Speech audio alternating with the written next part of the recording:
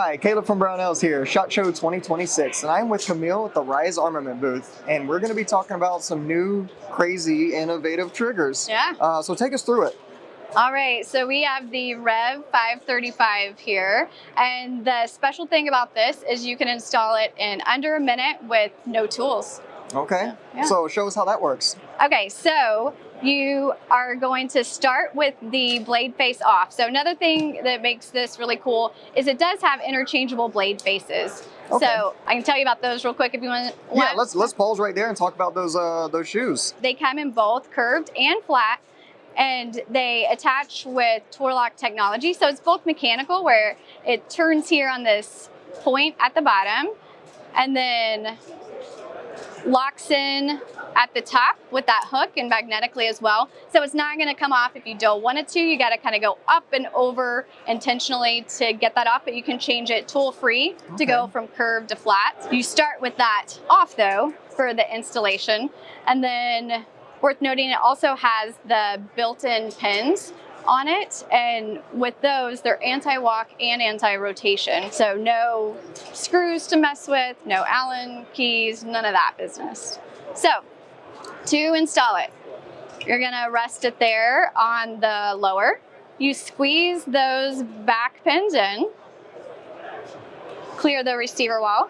You're going to feel for the blade base there at the bottom. When you feel that, you're gonna slide it forward, and then see there, you're gonna angle that backward where the blade is under the safety selector. Yep. Slide it back, and then you press in those top pins, push down. You're gonna wiggle the hammer so you seat the pins there. Your pins are seated there. And then lastly, you are going to install the blade face. So to do that, you come in at a 90-degree angle there, and then go up and over and snap it in.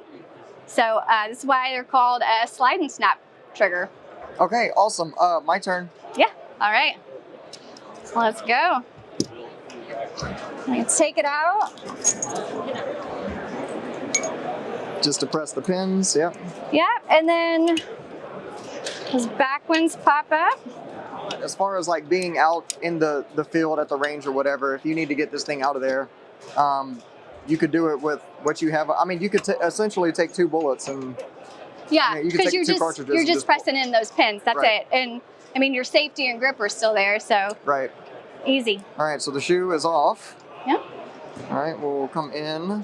So you're gonna press in those back ones and kind of feel for the blade base there at the bottom. Don't turn it quite yet. You want your blade to come in. Yep. And then now you slide it forward, and then go slide it back under the safety. Oh, you're ahead of me. You got it. Damn, that's fast. Okay, yeah, that's super easy. Yeah. There we go. Oh, and the shoe. You gotta do the the blade face I'll use there. this one. This one's been neglected on the table. All right, give it some love. So you go in a 90-degree angle and then snap it up. Okay, done. Yeah, you got it. That's awesome. Right. So as far as the characteristics of the rest of the trigger go, it is a single-stage trigger, it feels like. Yep. What is the approximate pull weight on, or do they come in different? It's 3 pounds. 3 pounds, okay. Yep, that's a nice, crisp 3-pound trigger that we all know from Rise Armament.